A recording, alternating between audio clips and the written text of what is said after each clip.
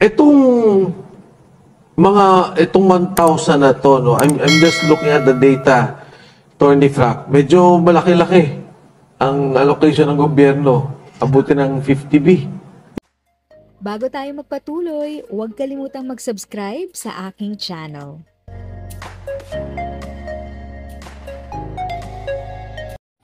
Thank you sa pag-click ng aking video. Good day po sa lahat ng mga nanonood. Sa mga bagong viewers at napadaan lang, by the way, I'm Tita Eda. Welcome to my channel. Ang channel na maghahatid sa iyo ng dagdag kaalaman tungkol sa government services, bagong mga balita at informative videos na galing sa legit na resources. Mag-subscribe na para updated ka. Itong 1,000 na to, no, I'm just looking at the data, Attorney Frank, medyo malaki-laki ang allocation ng gobyerno, abutin ng 50B. Yeah, 50 billion. 50 billion. 50 billion po. Pagkatapos meron kang PhilHealth, 3 billion. O, 93 na. Oo, 93 na. Eh, pagka may sakit pa, tulong-tulong mas Yes. malaki pa yun. Oh. Of all the senior citizens, yung mga mandate ng sa senior citizens, ano yung pinaka-nahirapan kang implement? Well, so far kasi, si DSWD pa sa pension. Oo. Si PhilHealth at si DOH. So right now, we are integrating. So this October, Senior Citizens Week, October 1 to 7. Oh. So we are actually trying to encourage all the senior citizens. Let's raise our issues at let's celebrate. Kasi bihira lang dumarating sa edad na ito. Yeah. Kaya kailangan magsimba, magsumba, magsaya. Alam nyo, yung sinasabi ni Attorney Rex na mag-register tayo, using natin digitally, ginagawa na nila eh. Merong registration ang National Commission on Senior Citizens. Opo. Ilan na po ngayon ang nag-register? Well, as of today, 2.7 million. And may marami pang papel na binigay sa amin, kaya kailangan protektahan, kailangan susian, kasi ano yan, private data yan. Hindi yan pwedeng ibigay kahit kanino. So, ang estimate namin by December, pag may 9 million kami, bastante na po. Oo, bastante na. But at 9 million, ang tanong ko lang, kasi budget hearing ngayon eh. Opo. Nagsasabi ng technology. Oo. So, kailangan mo ng mga computer, kailangan mo ng upgrade, kailangan mong paayos yung system mo. Actually, may mga volunteers eh. Good. Alam mo bang paano natin na-organize volunteer sa'yo? Oo. Pero budget mo, magkano ngayon? Yung first year namin is 25 million. Oh, okay. Di, akala namin maliit. Wala kaming back. Wala kaming PSB. Yes. Di namin mag-gastos. Para lang mo, alam niyo, yung back, yung Bids and Awards Committee. Kasi bagong tayo po siya eh. Opo. Ang opisina niya, so wala ho siyang, wala kang structure, wala lahat. Yung PSB is the Personnel Selection Board. Selection Board. Opo. So, okay, 25 million, wala kang back, wala kang PSB. So nag-increase siya last year. Ngayong taon na ito, may back na ako, may PSB na ako, may regional na ako. So we have to do a catch-up plan. And syempre, itong lahat will go into rental, into fuel and oil, into everything. And we have 6 commissioners together with the chairperson.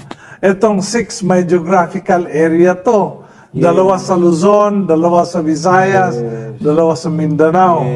So, maraming trabaho na maipakita. Alam mo, Tornlex, sa atin po mga kasama sa Kongreso, dapat bigyan ng budget for digitalization ng I hope, but sana andito si Congressman Marcoleta, si Congressman Ace. Tawagan natin.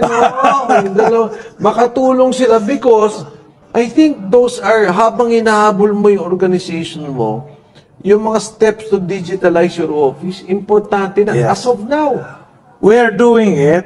Yes. In fact, because may back na tayo, nahanap na tayong magbili na ng computers, Yes. but hindi po computer lang, kailangan server. Tama, oo. Because buong bansa kailangan magdala ng input. So, I think within this year, partially ma-answer, and I'm happy na si DICT din gustong tumulong. So, Okay. so Thank may you, ano na Secretary Ivan. Uy, Oo. oo. So, Paano yung sabi mo, maraming nagpo-volunteer, so Secretary Ivan yung isa. Sino ba yung... Yung mga estudyante, Okay. binigyan ko ng assignment ang isang OJT. Anong gagawin nyo?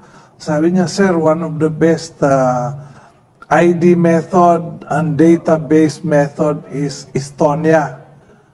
Sige nga. So, mayroon akong... Okay. So, alam mo, a lot of students are really willing Yes, yes. to help the senior citizens. Yes. At least man lang mabayaran nila yung senior citizens sa Of course. pag-ibig nila Oo. at ano. They No, care eh. No, but I would think, yung sinasabi mong server, I would think it would take a higher yung level ng digitalization. Opo. 'Di ba? Para sa iyo. And Yeah. sana talagang mabigyan ng budget at matulungan ang National Commission on Senior Citizens. Kasi ito na-imagine ko lang meron kang listahan. Minomonitor mo ang lahat ng stipends ng mga senior citizens, 'di ba? Kamusta ba ang support sa ng mga local governments? Okay naman. Okay naman to a certain degree. Ang problema lang is there are ilang thousands, di ba? Yes. Kasi municipalities, Municipality. cities, so iikot ka niyan. Yes. And it takes time. No, alam mo ba, we were created during the time of COVID. Oo nga, 2020. Oh, so hindi ako napakahirap talaga pala. Hindi ako makasakay ng eroplano. Oo. Kasi eroplano is a confined space. Kung may magkakasakit dyan, mahahawa lahat. So, I had to take land travel. Alam mo, sorry to, you mentioned that, si Congressman Datol, kasamahan ko. And happened during COVID. Alam mo yan siya,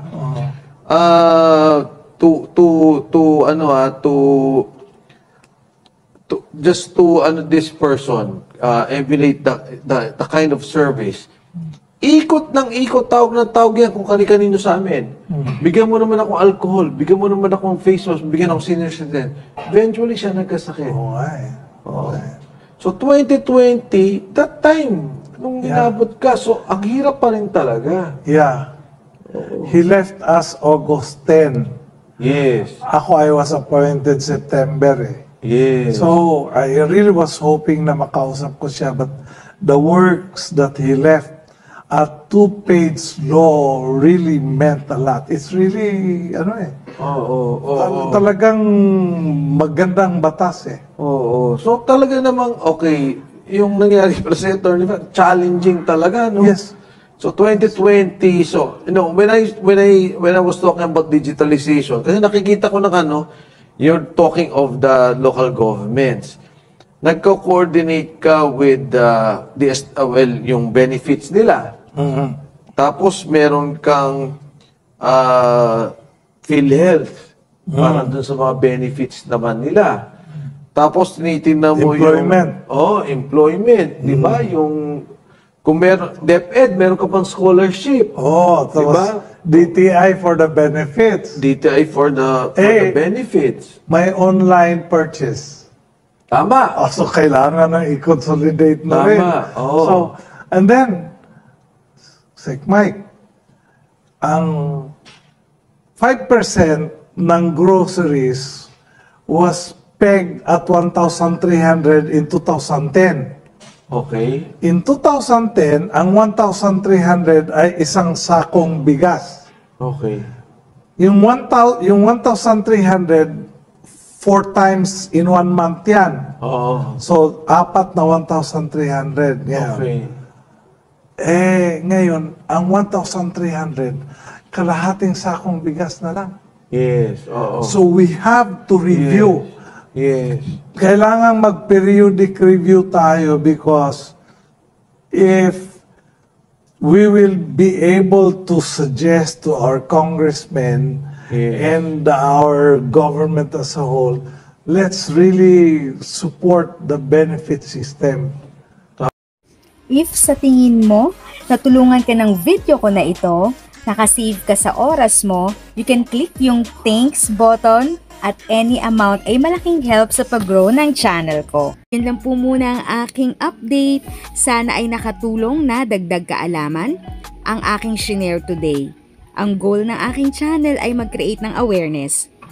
Kung ganitong mga topic ang gusto mo, panoorin mo ang mga videos ko na ito.